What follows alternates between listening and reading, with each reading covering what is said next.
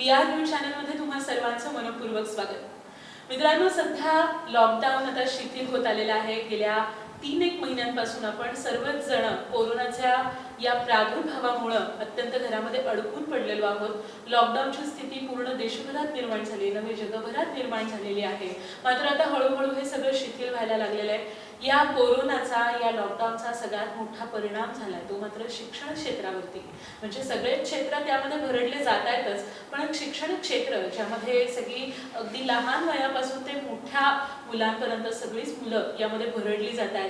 यापुढे आता शिक्षण क्षेत्र कसं असणार याविषयी सगळीकडेच प्रश्न निर्माण होतोय. मात्र आता त्यावरती हळूहळू तोडगा काढण्यास सुरुवात केली जाते. प्रत्येक ठिकाणी मुलांना शिक्षण मिळण्यासाठी काही ना काहीतरी कल्पना लढवल्या जात आहेत आणि अशीच एक कल्पना आपल्या सोलापुरात देखील लढवली जाते. नेमकी काय कल्पना लढवली जाते याविषयी आपण बोलणारच आहोत. मात्र त्यासाठी मी आलेली आहे सोलापुरातील जुनी मिल कंपाऊंड परिसरातील नागेश करजगी ऑर्किड स्कूल इथं आणि माझ्याबरोबर आहेत नागेश करजगी ऑर्किड स्कूलचे संस्थापक माननीय श्री कुमार करजगी सर. नमस्कार सर. नमस्कार. BR न्यूज चॅनल मध्ये आपलं खूप मनपूर्वक स्वागत. खरं तर मित्रांनो, आताच मी म्हटलं तुम्हाला की या लॉकडाऊनमुळे सगळ्या शाळा देखील बंद होत्या आणि शाळांमधली मुलं ही अगदी घरी बसून आहेत. मात्र आता शिथिल होत आहे, तर त्या दृष्टीने जे आता पुढे पाऊल टाकलं जात आहे त्याविषयी आम्ही बोलणारच आहोत. नागेश करजगी ऑर्किड स्कूलचे संस्थापक माननीय श्री कुमार करजगी सर माझ्याबरोबर आहेत, जे सोलापुरातील अत्यंत जुने, अत्यंत प्रतिष्ठित आणि अत्यंत ज्येष्ठ असे उद्योजक आहेत, संस्थापक आहेत या शाळेचे. त्याचबरोबर समाजसेवेमध्ये देखील त्यांनी खूप महत्त्वपूर्ण असं योगदान दिलेलं आहे. सर, या सगळ्यांबद्दल खरं तर आपलं खूप खूप अभिनंदन. सर, मला तुम्हाला विचारायचं की साधारण किती वर्ष झाले असतील तुम्ही या क्षेत्रामध्ये आहात? कोणत्या? शैक्षणिक क्षेत्रात. शैक्षणिक क्षेत्रामध्ये 2006 पासून. आणि उद्योजक क्षेत्रामध्ये? उद्योग नव्हताच, मी उद्योग वजा केला नाही, संघर्ष केला. तो माझा संघर्षपणे 85 संघर्ष चालू आहे. वा, क्या बात आहे. गेल्या अनेक वर्षापासून ते या क्षेत्रामध्ये कार्यरत आहेत. मित्रांनो, नागेश करजगी ऑर्किड स्कूलचे जे संस्थापक आहेत माननीय श्री कुमार करजगी सर, हे नेहमीच आपल्या विद्यार्थ्यांच्या बाबतीत तितकेच सहनशील राहिलेले आहेत. विद्यार्थ्यांना योग्य शिक्षण मिळण्यासाठी असेल किंवा त्यांच्या भवितव्याची काळजी असेल, या बाबतीत कायमच त्यांनी एक वेगळं काम ते समाजाला देत आलेले आहेत. सर, मला तुम्हाला खरं तर विचारायचं आहे की तुमची सुरुवात कशी होती? म्हणजे आजवर 4थी पर्यंतचं साधारण शिक्षण तुमचं झालेलं आहे, मात्र त्या 4थी पर्यंतच्या शिक्षणावर देखील तुम्ही आज इतक्या मोठ्या शाळेचे, इतक्या मोठ्या संस्थेचे संस्थापक आहात. तुम्ही हजारो मुलांना शिक्षण देत आहात. हे कसं शक्य झालं? मॅडम, काय झालं, मी माझ्या आयुष्यामध्ये अन्याय लढणं हे माझं काम. मी लढत होतो. संघर्ष सोलापूर म्हणजे गिरणगाव या कामगारांसाठी अनेक अन्याय झाले होते. त्यांना न्याय मिळण्याचा माझा संघर्ष होता. न्यायालयीन हे संघर्ष असतानाच 2005 साली माझा एकुलता एक मुलगा नागेश करजगी, की आम्ही दोघं बाबा करत असताना सर्व कामे मला तो हातभार करत होता आणि स्वतः तो मुंबईला चालला होता आणि त्याचा ॲक्सिडेंटमध्ये मृत्यू झाला. माझ्या मुलाचा ॲक्सिडेंट मृत्यू झाल्यानंतर मी त्याला फार प्रेम करत होतो. मग विचारत असताना आपण आयुष्यामध्ये मला एवढं प्रेम केलं, मग माझ्या मुलाची स्मृती कायम राहावी, आठवण राहावी. प्रत्येक काही आपल्या मुलांचं भविष्य बघत असतात आणि एखादा मुलगा असंच अचानक जर सोडून गेला. मग मी काय केलं की मी आणि माझा मुलगा हिप्परगा, सोलापूरच्या हिप्परगा तलाव आहे, त्या तलावाजवळ वॉटर पार्क करणार होतो. आम्ही तो जात होतो आणि त्याला हात तो लिहून गेला. मग एक ऑर्किड ग्रुप आहे बॉम्बे एज्युकेशन मधला, ते सोलापुरात त्यांना इंजिनिअरिंग कॉलेज काढत होतं आणि ते जागा पाहत होते. ते जागा त्याला माझी जागा फार आवडली, ती हिप्परगा तलाव बसली. चालू मग ते जागा मी त्यांना म्हटलं की मला जागा विकायची नाही. मग त्याने शब्द तिने म्हणले, आम्ही काय असेल किंमत द्यायला तयार आहोत, किती पैसे सांगा तर देतो आम्ही. 30 लाख रुपये, 40 लाख, काय असेल ते. म्हणून मला या मुलाचं मला जागा विकायची नाही. मला असं मी माझा एक हे होतं का, तर माझ्या मुलाचे ते विचार अडकले होते त्याला कर. तर त्यांच्यातल्याने एक विचार होता की जेवढं तुमचं असेल तर आम्ही त्या ठिकाणी तुमच्या मुलांना कॉलेज चालू करू. माझ्या डोक्याच्या मध्ये मिळून जागा मी तुम्हाला मोफत देतो पैसे नको आहेत. आणि मग ती माझी आता सध्या 10 कोटी किंमत मी जागा त्यांना मोफत दिली. आणि त्या ठिकाणी पहिले नागेश करजगी इंजिनिअरिंग कॉलेज सुरू झालं. मग त्या लोकांनी सुद्धा काय केलं की या माणसांनी पैसे सोडून जागा गिफ्ट दिली. मग त्यांनी मला त्या इंजिनिअरिंग कॉलेजचा गव्हर्नमेंट बॉडीचा चेअरमन केलं. तिथनं माझ्या एक 4थी शिकलेल्या मुलाला एका डिग्री कॉलेजचं गव्हर्नमेंट बॉडीचं चेअरमन होण्याचं भाग्य मिळालं. मग मी बसत असताना आमच्या कॉलेजचे प्रोफेसर प्रिन्सिपल सर्व चर्चा करत असताना असं अशी चर्चा निघणार. मी म्हटलं जर मुलं जर टॉप करत असेल, जगाची स्पर्धा मुलं घडवली असेल तर आपलं कॉलेज काय करू शकतं. तर त्यांच्या चर्चेतून मला दिसलं की मुलाची जडणघडण ही फक्त लहानपणातून होत असते.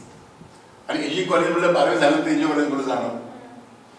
त्यांचं एक समजलं की दादा जर तुम्ही मुलं जर आपलं पहिलीपासून चाललं नर्सरीपासून सुरू केली आपण तर फार आपण जगाची स्पर्धा मुलं घडवू शकतो. हे जेव्हा मी ऐकलं मग 2010 पासून मी डोक्यात आणलं की आपण आपल्या मुलाच्या नावानं आपल्या मुलाचं नाव कायम राहावं या दृष्टिकोनातून ही शाळा निर्माण केली. 2012 साली मी शाळा सुरू केली. क्या बात आहे. खरंच हा संघर्ष खूप मोठा आहे. आपण या शिक्षण क्षेत्राच्या गोष्टींवरती तर येणारच आहोत सर, कारण हे शिक्षण क्षेत्रातलं तुमचं योगदान खूप मोठं आहे आणि त्याविषयी तर आपण बोलणारच आहोत.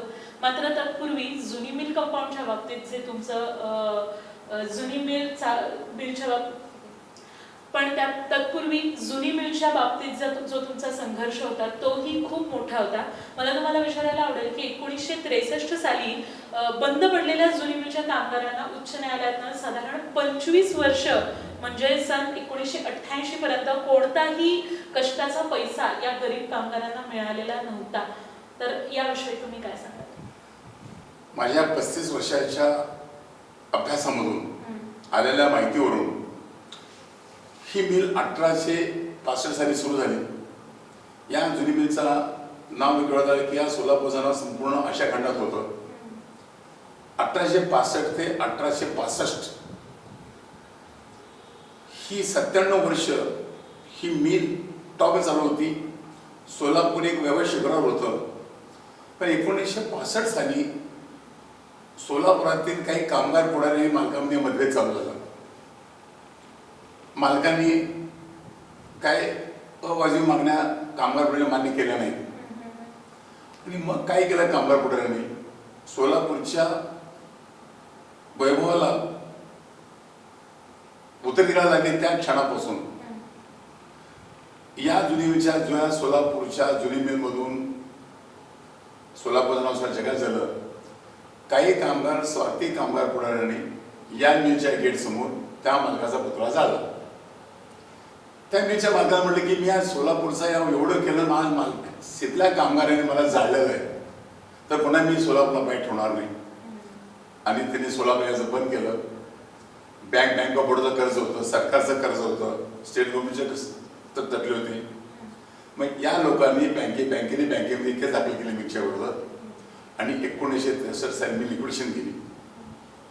मला दुःख होत आहे की कोर्टाने जाहीर केलं की ज्यांचे जे क्लेम आहे त्यांनी कोर्टात क्लेम दाखल करावे.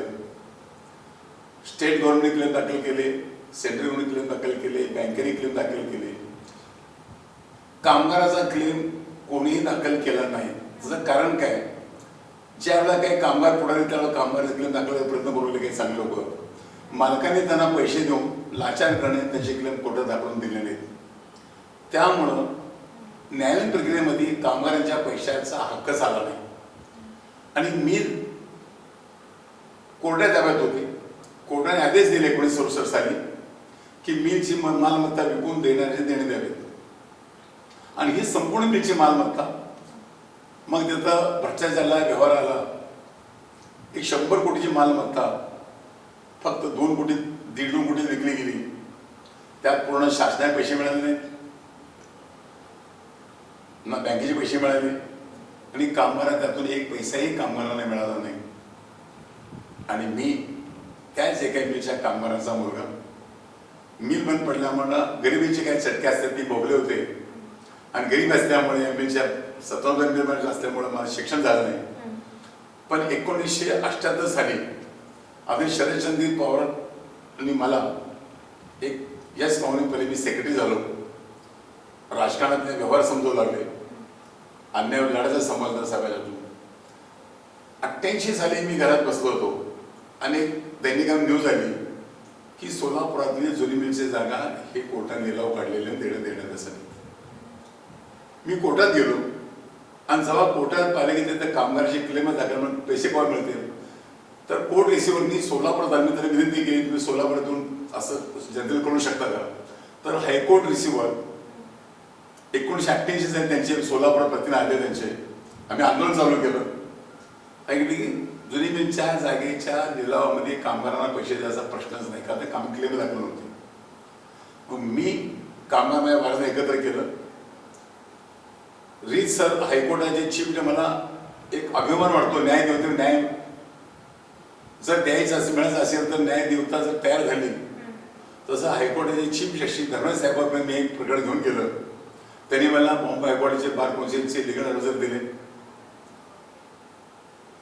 कौन्सिल दिली आणि 25 वर्षानंतर या जुनी मिलच्या कामगारांचे क्लेमचे पैसे क्लेम्स रीतसर हायकोर्टात दाखल झाले 88 साली.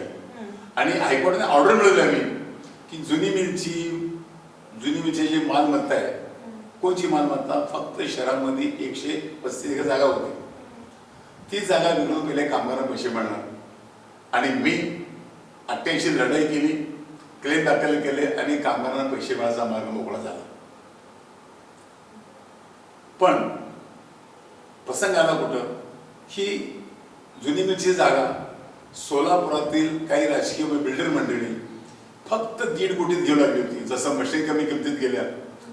पण ही जर जागा 1.5 कोटीत गेली तर कामगारचे 3 कोटी कधीच मिळणार नाही, याची मला पूर्ण खात्री झाल्यानंतर मी सोलापुरातील डॉक्टर वळसंकर, केळकर, तुळपुळे, VR कुलकर्णी, रंगाण्णा वैद्य यांच्याकडे जाऊन म्हटलं की तुम्ही जर मला मदत केली, ही जागा बिल्डर लोकांच्या कशात न जाता या जागेची किंमत वाढायला पाहिजे आणि कामगारांना पैसा मिळाला पाहिजे, हा एकच दृष्टिकोन होता. त्याने मला साथ दिली. 1988 साली जनतेला आव्हान केलं की जुनी मिलची जागा ज्यांना पाहिजे त्यांनी आपली युको बँकेत खाते काढावे. त्याप्रमाणे लोकांनी प्रचंड प्रतिसाद दिला. लोकांनी युको बँकेत खाते काढले. कमीत कमी 10 ते 12 कोटी बँकेत जमा होऊ लागले. आणि मग आम्ही लिलावात भाग घेतला.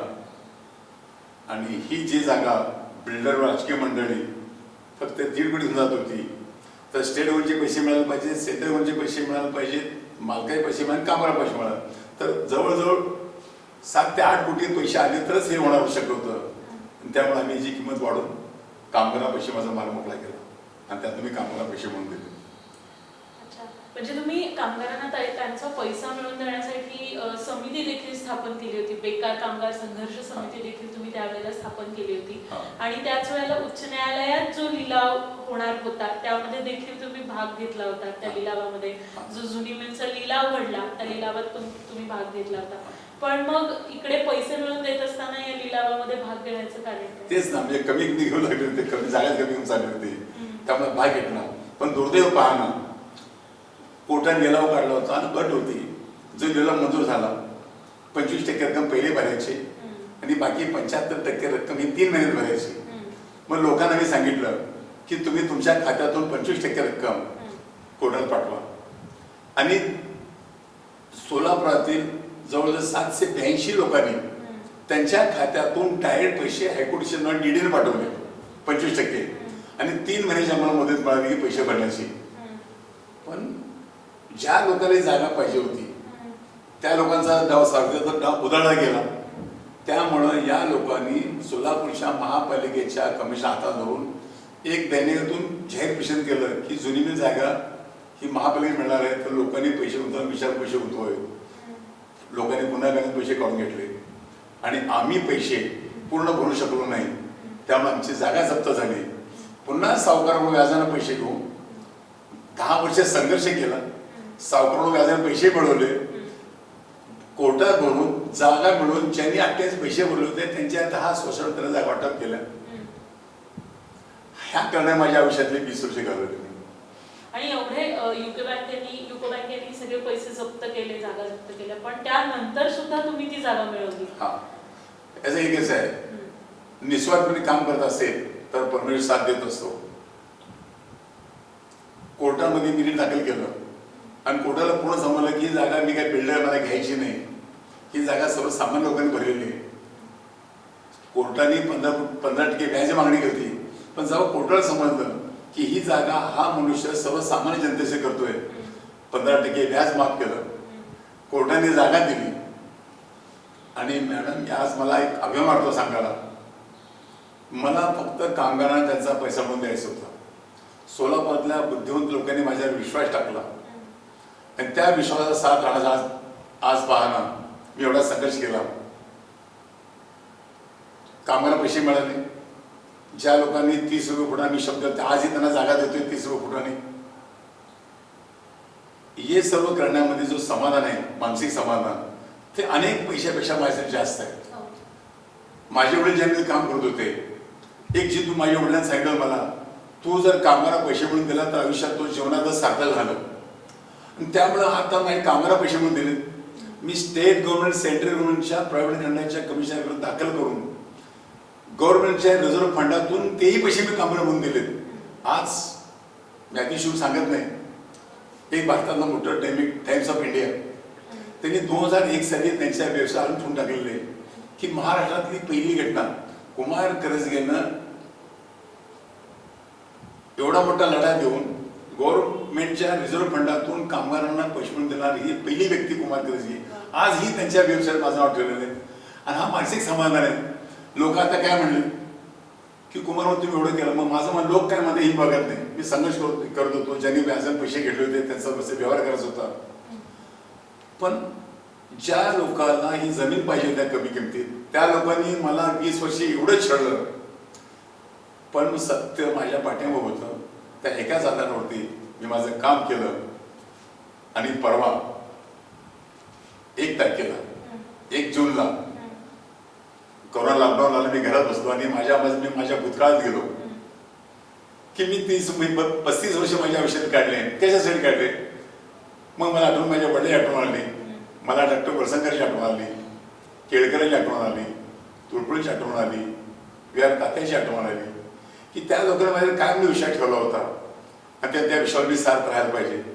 मग मला कामगारांचे पैसे द्यायचे मी दिले, ज्यांना ती जागा त्यांना जागा दिली. मग आता माझ्या पैशाची बिलची एवढी जागा शिल्लक राहिली, एक 400-4.5 कोटी जागा शिल्लक राहिली औषधी. एक छान विषय घेऊन मी सिद्धरामेश्वरला गेलो, दर्शन केलं आणि म्हटलं ही जागा सिद्धरामेश्वरचं माझं काम झालेलं आहे आणि ही जागा पुन्हा सोलापूरच्या विकासासाठी, जसं 88 साली मी कमिटी उभा करून जे सक्सेस झालो, तसं आता हे जे पैसा आहे, हे चॅरिटेबल प्रॉपर्टी आहे, या सोलापूरच्या आणि उद्योजकांना करणार, याच कामगारांच्या मुलांच्या त्यांच्या भविष्यासाठी हा पैसा खर्च करण्यासाठी 21 रुपयाची कमी करतोय. आणि मी माझ्या सत्विक जागून ही सर्व प्रॉपर्टी पुन्हा विकून टाकून आता मला एक पैसाही नको आहे, मला माझं समाधान मिळतं. हे समाधान अब्जोद रुपयाचं आहे आणि ते मला घालवायचं नाही पाहिजे. सर, खरं तर तुम्ही इतका मोठा संघर्ष केला आणि आता ज्या मोठमोठ्या हस्तींची तुम्ही आता नावं घेतलेली आहेत, जे सतत तुमच्या पाठीशी होती, ते तुमची प्रेरणा तर आहेच. मात्र या सगळ्या संघर्षाच्या पाठीमागे तुमची खरी प्रेरणा, खरी शक्ती किंवा एखाद्या राजकीय नेत्याची साथ तुम्हाला मिळाली का? हा, तुम्ही प्रश्न विचारला. मी एकच सांगेन, 78 साली शरदचंद्रजी पवार साहेब हे माझ्या पाठीमागे खंबीरपणे उभे होते. जर ते माझ्या पाठी उभे राहिले नसते तर मी कधीच हे यश घेऊ शकलो नव्हतो आणि माझ्या घरच्याला माझा फोटो लावून त्याला हात घालायला असते. हे मात्र सत्य आहे. पवार साहेबांमुळेच आता ती शक्ती माझी. आणि मी आजही मी पक्षात काम, मला पवार साहेबांनी एवढं प्रेम माझ्यावरती आहे. मॅडम आज सांगतो, सोलापूरच्या जनतेला मला माहीत नसेल, मी आज सांगतो, 2003 साली पवार साहेब मला बोलवलं, कुमार सोलापूरच्या जुनी मिलचा तू प्रश्न केला चांगला म्हणले, पण अजून लक्ष्मीश्वरीच्या कामगारांचा प्रश्न राहिलेला आहे, ते तू हातात घे आणि ते काम कर. मी लक्ष्मीश्वरी समिती स्थापन केली. आज मला अभिमान वाटतो की ज्या नेत्याने मला पाठीवर थाप दिली, त्या नेत्याच्या प्रेरणेनं लक्ष्मीश्वरीच्या 4000 लोकांना पेन्शन योजना चालू आहे. ते पवार साहेबांच्या मुळे ते मी बसलो आणि शरद पवारांनी मला डॉक्टरांना बोलवलं माधवराव सोलापूरचे कामगार आहेत, ते गरिबांनी काम करतात, त्याच्यावर सह्या करतात, ते सह्या करायला तयार नाही. कारण का मिल बंद होती, डॉक्युमेंट सह्या करायचे ते तयार नव्हते. मला लक्ष्मीश्वरचा 2 वर्ष ऑथराइज सिग्नेचर मला अधिकार दिले पॉवरटोनीचे, आणि त्या अधिकाराचा वापर करत मी कामगारांच्या पेन्शनच्या कागदपत्रावर सह्या केल्या, आणि आज लक्ष्मीश्वरच्या सर्व कामगारांना पेन्शन चालू आहे, ते माझ्या नेत्यामुळे चालू आहे. हे पण खरंच खूप मोठं कार्य, कारण यापुढे त्यांचं काय की जे हा जो एक मोठा प्रश्न होता तो देखील तुम्ही पेन्शनच्या माध्यमातून सॉल्व्ह केलेला आहे. पण अगदी शहराच्या मोक्याच्या ठिकाणी असलेली जुनी मिल चाळ आणि अर्थात 400 कोटींची ही जमीन आहे, ती अख्खी जमीन दान देण्याचा निर्णय आता तुम्ही घेतलेला आहे, तर त्याची पुढची योजना काय? पण 21 माणसं 21 जसं मी 28 साली इकडे नोकरी घेतली होती, तसंच सोलापूरचे विविध क्षेत्रातली माणसं घेणार. ह्या 9 ऑगस्ट पर्यंत ते सर्व योजना मी पूर्ण करतोय. का 9 ऑगस्ट 1988 साली मी सुरू केलेला हा माझा कारभार 9 ऑगस्ट 2020 ला पुन्हा नवीन दिशेला पाऊल टाकतोय. हा जुन्याचा प्रश्न संपवतोय आणि सोलापूरच्या विकासासाठी पुन्हा नवीन पाऊल टाकण्याचं, उद्योग सोलापूर उद्योग बनण्याचं हे स्वप्न पाहतोय. क्या बात आहे. पण या सगळ्या दरम्यान, या सगळ्या संघर्षामध्ये बऱ्याच जणांनी तुमच्या विरुद्ध खोट्या तक्रारी देखील केलेल्या आहेत, तर त्यांच्या विरोधात तुम्ही काय पाऊल उचलताय? किंवा मी एक सांगतो, जुनीमीच्या जागेसाठी ज्या ज्या लोकांनी पैसे भरले होते, ज्यांनी काय तक्रार केले, कारण खरं सांगतो त्यांचा काहीच दोष नाही. दोष आहे संपूर्ण या महानगरपालिकेच्या अधिकाऱ्यांचा, निधल्या राजकीय लोकांचा. मी 1998 साली महापालिकेमध्ये रिझर्वेशन जागा घेऊन टाका नोटीस दिली, 2001 साली नोटीस दिली, पण इथल्या राजकीय लोकांना ही जागा मिळाली नाही, हे शल्य त्यांच्या मनात होतं. मग त्यांनी काही पैसे भरले लोकांना काही फिरवलं. का फिरवलं? तर या जागेचं रिझर्वेशन जर 10 वर्ष उठतच नाही, त्यांना जागा देऊन सुद्धा त्यांना घरं बांधता येत नाही. त्यामुळे त्यांची मानसिकता विचलित झाली. जर माझ्या राग असला असता, दोष असला असता, तर 98 पासून ते जो 2020 वर्षात ते लोक माझ्यावरून गेले, ते माझे का केले नाहीत? पण जेव्हा विलंब लागू लागला, त्यामुळं खऱ्या गोष्टी खोट्या ठरवल्या, जाणीवपूर्वक मग काही राजकीय लोकांनी आमच्या बुद्धिमान लोकांना फिरवलं आणि खोट्या तक्रारी केल्या. पण मी एवढं सांगतो, मला फार काय करता आलं असतं, फार काय करता येतं, पण माझी बात करणार. कारण का या लोकांनी जर 28 साली पैसे भरले नसते, तर मी जुनीमीच्या माझ्या कामगारांना पैसा देऊ शकलो नसतो. ही जाणून मी कधीही विसरणार नाही आणि त्याच्यावर मी कुठलंच काय कारवाई करणार नाही, कारण ते माझे जरी ते चुकले असते. समजा एखादा मुलगा चुकला, ताईबाप त्याचा काय हे करतात का? नाही करत. मला थोडं बिलकुल राहत नाही, पण ते नाही म्हणतो अजून. आता मी काय सांगितलं, मी जागा दान देतोय. आज तुमच्या माझ्या एवढं सांगतोय, ज्यांनी 28 साली पैसे भरलेले, भले माझ्यावर राग करतो मी, पण मी ज्या लोकांना विश्वास दिला होता, ज्या लोकांना विश्वास आहे, त्यावेळेला 28 साली कुमारगंजी काहीच नव्हतं, पण त्या टायमाला डॉक्टर बळशंकर, केळकर, तुम्ही या लोकांना, म्हणजे लोकांनी तुम्ही पैसे भरलात, त्यांच्या आत्म्याला शांती वाटत, त्यांना मी वचन दिलेलं आहे. तेवढ्यासाठी सांगतोय की आजही तुम्ही या, तुमच्या जागा तुम्ही घ्या. मी कधीच विरोध केला नाही, अजूनही टाइम गेला नाही. तुमच्या आमच्यात मतभेद नाहीत. तुम्ही पैसे भरलेत आणि आजही तुम्हाला मी 30 रुपये फुटाने जागा द्यायला तयार आहे, तर मतभेद कोणी होणार? बरंच झालं का? आणि ज्या लोकांना हे वाद करायचे आहेत, तक्रारी करायचे आहेत, ते स्वार्थी लोक आहेत.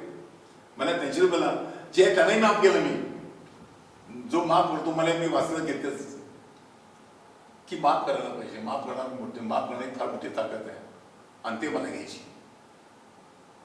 आणि चांगलं काम. आता म्हणा ना, आपण एक झालो, ज्या सोलापूर विकासात सोलापूर चाललं होतं, आता थांबले सोलापूरचा विकास. आपण एक झालो, जे जुनीमीच्या जागेचा पैसा पंचवरती माझ्या कोण मिळून देऊ शकलो नाही, 25 वर्षानंतर मी पैसे क्लिअर दाखवून त्या कामाला पैसा पण देऊ शकतो. कुणावर शक्य झालं? आपली संघटित संघशक्ती एकत्र येतं, चांगले विचार एकत्र येतं. आज सोलापूर संपत आहे, हे नवीन तरुण आहेत, नवीन पोरं आहेत. एक काळ असा होता की सोलापुरामध्ये भारतातले सर्व लोक सोलापूर कामाला येत होते नोकरीसाठी. आज माझ्या सोलापूरला तरुण शिकतो आणि तो बाहेर कामाला जातोय. तर इथंच उद्योग उपलब्ध होऊन द्यावे, IT पार्क इथं व्हायला पाहिजे, पण उद्योग उद्योग यायला पाहिजे. यासाठी आपण एकत्र काय होत नाही. तर आज मी सोलापूरच्या जनतेला सांगतोय, हा कोरोना आला, सर्वात किती भारत नाही जग थांबलं. मी एक सांगतो, आपण एक जीवाने एकत्र येऊ. सोलापूरच्या सिद्धरामय्याच्या आशीर्वादानं पुन्हा या सोलापूरला वैभव क्षेत्राला घेऊन जाऊ. नक्कीच. तर मी सोलापूरच्या आणि तरुणांनी पुन्हाही तरुण पुढे बाहेर भटकायला नाही पाहिजे. इथं नवीन कुठे उद्योग चालू करू. आज तुम्ही पंजाब बघा, छोटे छोटे उद्योग आहेत पण उद्योगशी नाही. इथे सोलापुरात फार उद्योग करू शकतो आपण. अग्रिकल्चरच्या उद्योगामध्ये फार मोठं करता येते, फ्रूट प्रोसेसिंग उद्योग फार मोठं करता येते आणि हे मला करायचंय. मग मी जनशक्ती सोलापूर विभागाची स्थापना करतोय. हिला 2 एकोट झाली. काय होत होतं, मी काम केले प्रश्न जुनीचा प्रश्नच काढणार. तो डोक्यात बसलं ही जुनीची जागा जर मला नकोच आहे, मला फक्त माझं चांगलं काम करणं, कारण मला सर्व माहित आहे हे सगळं सोडून मी जाणार आहे.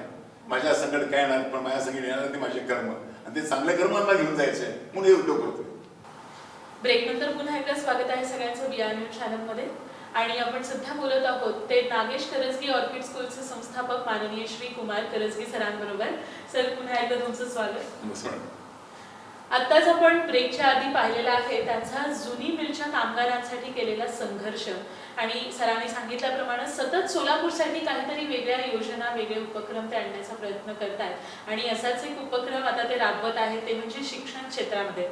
सोलापूरच्या शिरोपेचात मानाचं पान एक ठरणार आहे नागेश करजगी ऑर्किड स्कूलचं, कारण की नागेश करजगी ऑर्किड स्कूलच्या माध्यमातून लॉकडाऊन मधली एक स्थिती इथे जी सतत मुलांच्या मनात आता काळजी वाटायची की आता लॉकडाऊन नंतर आपल्या शिक्षणाचं काय, तर ही काळजी मिटवण्याचा प्रयत्न त्यांनी केलेला आहे. त्याविषयी आपण बोलणारच आहोत. पण तत्पूर्वी सर मला तुम्हाला असं विचारायचं आहे की नागेश करजगी ऑर्किड स्कूल हे जे सोलापुरातलं अत्यंत सर्वश्रुत अशी शाळा आहे, तर त्याची स्थापना साधारण कधी झाली, किती वर्ष झाली याची स्थापना? 2012 साली मी पहिली सुरुवात केली शाळेत. पहिलं वर्ष होतं 2012 साली. 2012 साली याची सुरुवात झाली. म्हणजे तुम्ही शिक्षण क्षेत्रात उतरून किती वर्ष झाली?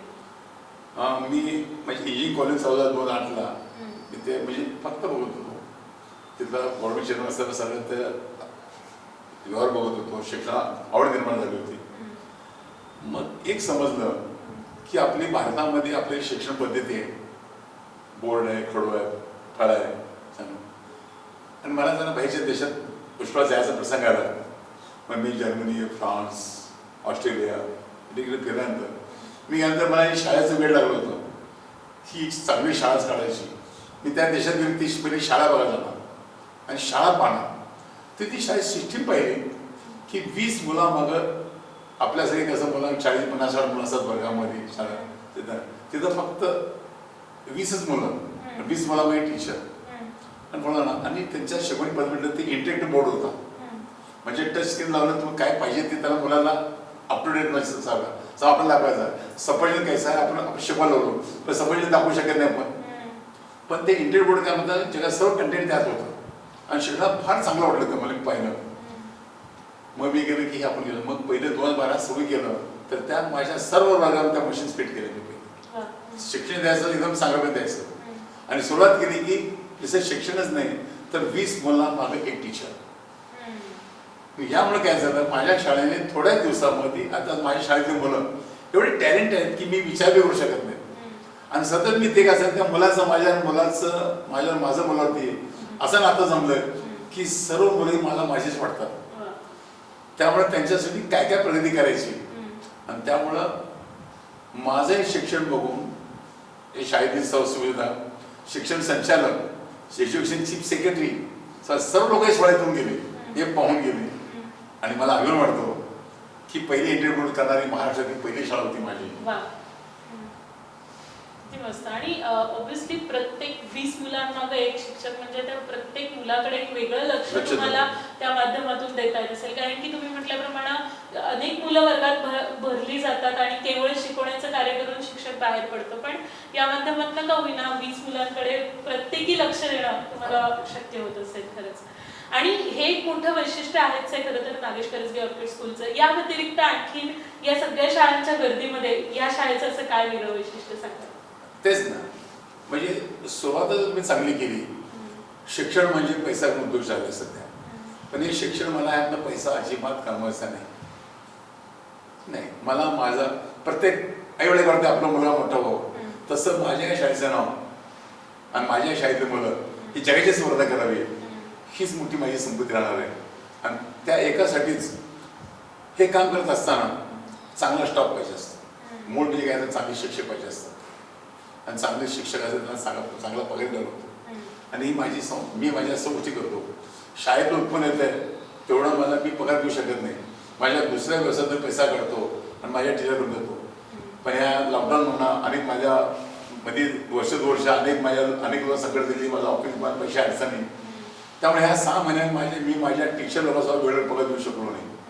तरी सुद्धा ते एवढं प्रेम करतात. पैसा नसावा ते प्रामाणिकपणे या शाळेसाठी जीव तोडून काम करतात. हे किती मोठं ही गोष्ट आहे की मी आणि ह्या शाळेतले शिक्षक हे एक जीवाने आम्ही काम करत असल्यामुळं या शाळेतल्या मुलांच्या प्रगतीला कुठलाही अडचण येत नाही. अगदी खरं आहे. आणि जिथं प्रगती तिथं पाठ थोपटणं हे मिळतंच. आणि पाठ थोपटण्यासाठी बरेच राष्ट्रीय पुरस्कार देखील या शाळांना मिळालेले आहेत. तर ते कुठकुठले पुरस्कार आपल्या शाळेत? शिक्षण क्षेत्रामध्ये आमचं एक काम कसं असतं की मध्ये गेल्या वर्षी भारतामध्ये शिक्षण विजन असलेली अशी 9 लोकांची यादी काढली गेली भारतातून. मग डेहराडून असेल, चेन्नई असेल, ओडिसा असेल, बेंगलोर असेल. भारतातून 9 लोक काढले. त्या 9 लोकांत माझं नाव होतं. काय मला माहित नाही. पण मी माझ्या लक्ष फक्त माझ्या शाळेकडे दिलं आणि ह्या 9 वर्षामध्ये माझ्या शाळेने जी प्रगती केली. मला इंटरनॅशनल कलकत्त्याला 2019 साली कलकत्त्यामध्ये इंटरनॅशनल अवॉर्ड होते. मला तिथे 3 अवॉर्ड मिळाले मला. काय आणि डिसेंबर 2019 मला भारत विद्यारत्न पुरस्कार मिळाला दिल्लीमध्ये. ते परमेश्वर चमत्कार आहे की घरची गरिबी असल्यामुळे शिक्षण झालं नाही. पण शिक्षण क्षेत्रामध्ये जे कोण मिळत नाही ते पुरस्कार मला मिळतात. फक्त जिद्दीनं प्रामाणिकपणे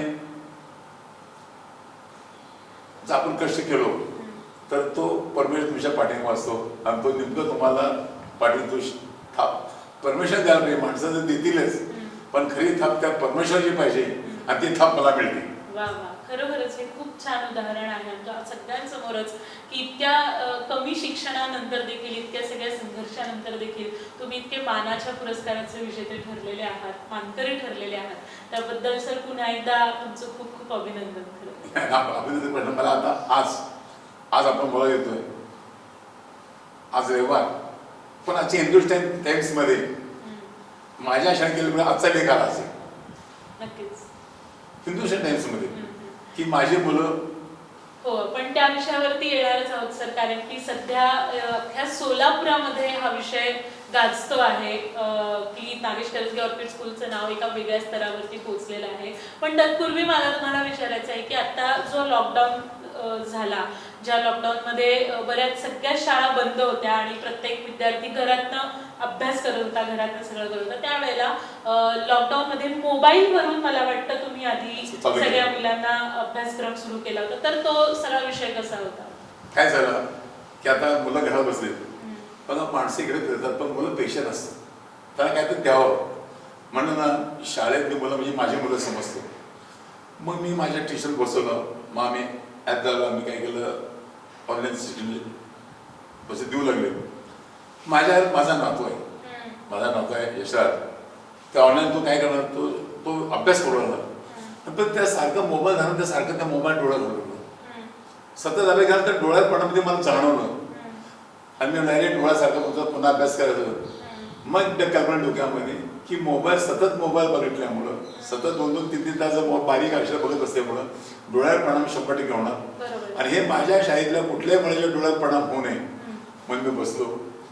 एक विचार केला आपण काय करावं लागेल. मग विचार केला की समजा टीव्हीवरती सगळं प्रोग्राम दाखवतात. बातम्या जाहिरात सकाळ संध्याकाळ टीव्ही चालू असते. वेगवेगळे चॅनल्स आहेत.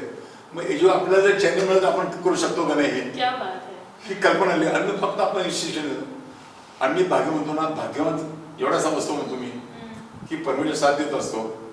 आज सोलापुरामध्ये एक निशा छाबऱ्या ग्रुप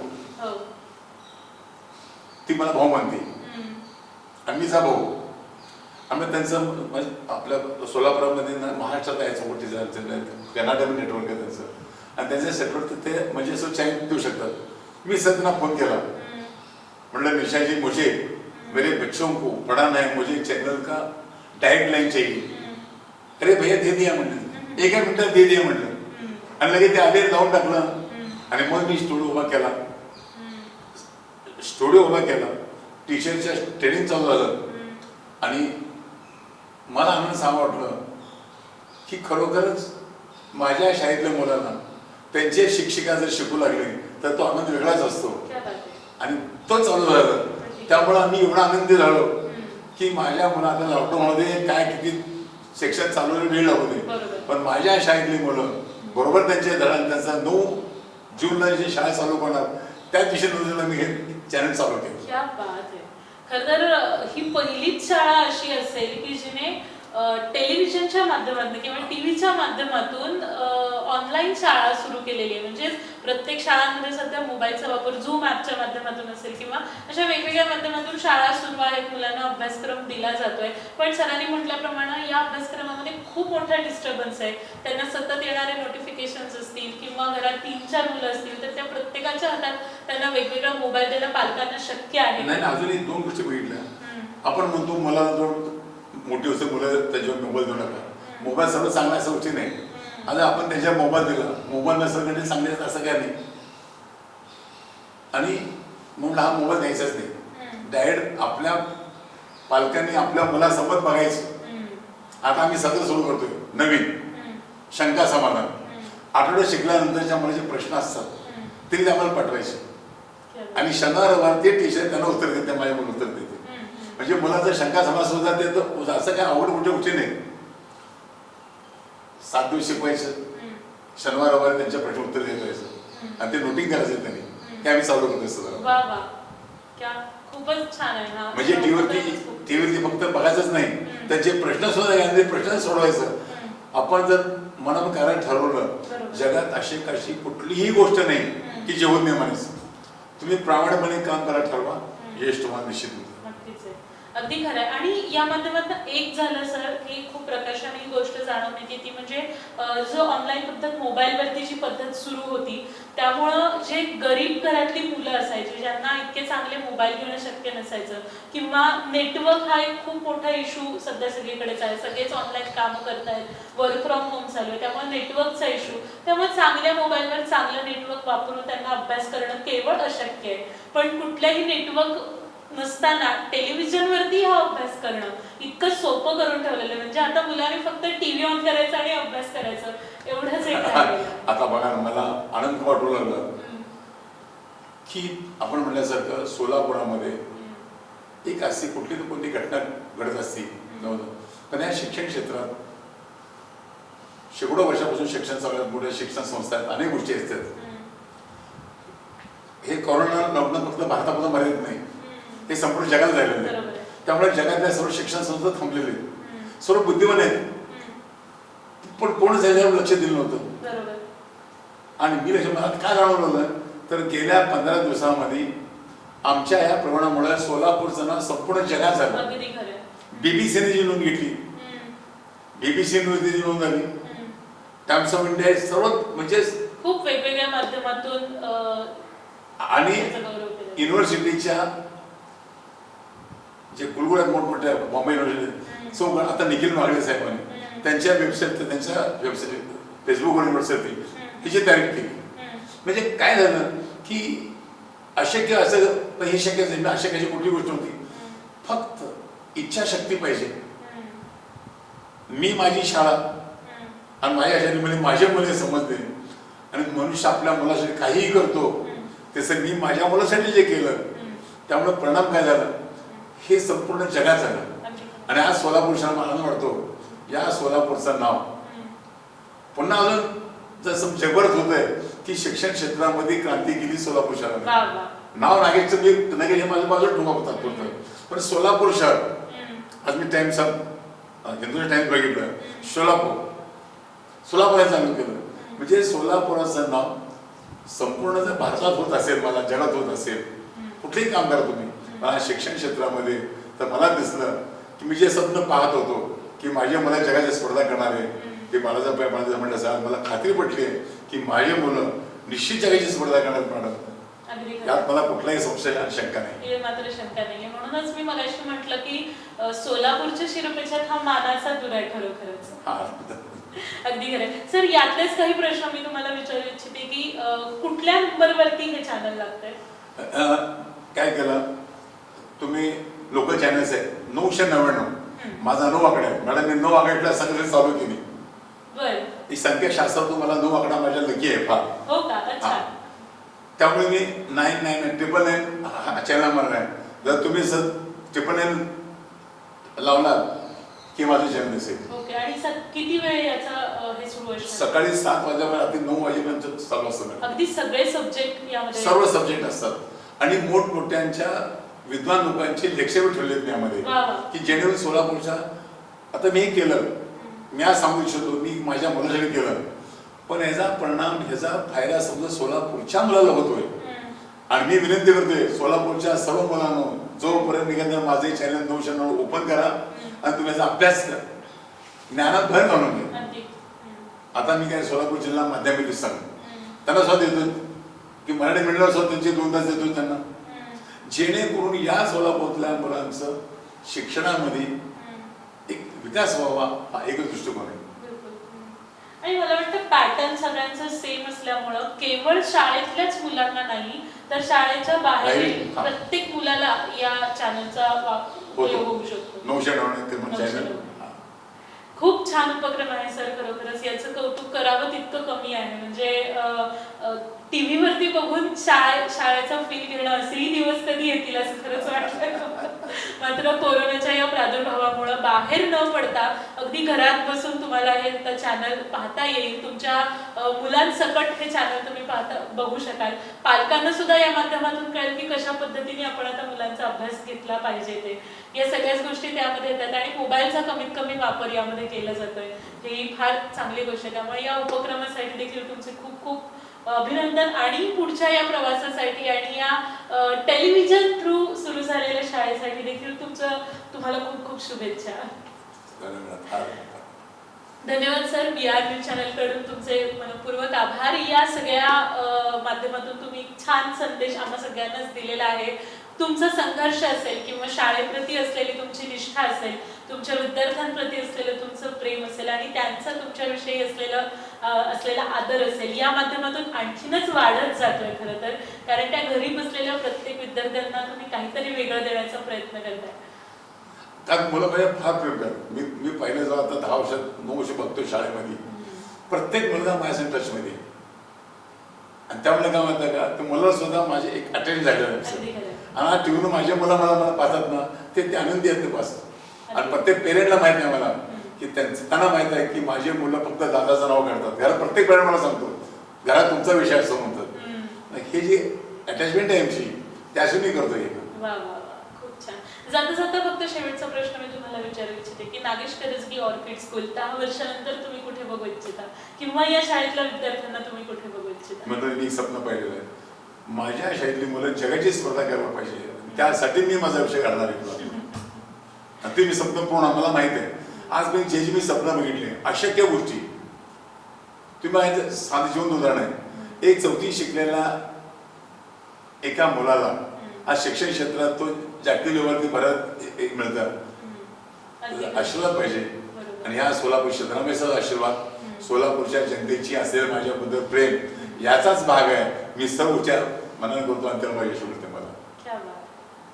खूप छान सर. आणि तुमचं हे स्वप्न नक्कीच पूर्ण हो अशा मी शुभेच्छा देखील तुम्हाला आणि संपूर्ण शाळेला देते.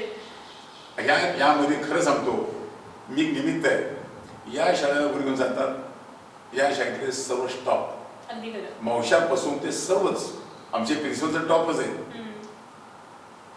की आमचे प्रशासन अधिकारी चव्हाण असतील, आमच्या शाळेच्या प्रिन्सिपल मॅडम आजारी मॅडम आहे, सर्व स्टॉफ आहे. आणि प्रत्येक टीचर मन लावून आपल्या मुलाला हे शिकवतात. त्या शाळेचं यशाच्या पाठीमागचं हे एकच गणित आहे की हा स्टाफ माझा एक आहे आणि त्यामुळे मी यश संपन्न करू शकतो, यात मला खात्री. खूप छान सर. आणि खरंच हे यश तुम्हाला मिळेल यामध्ये तीळ मात्र शंका नाही.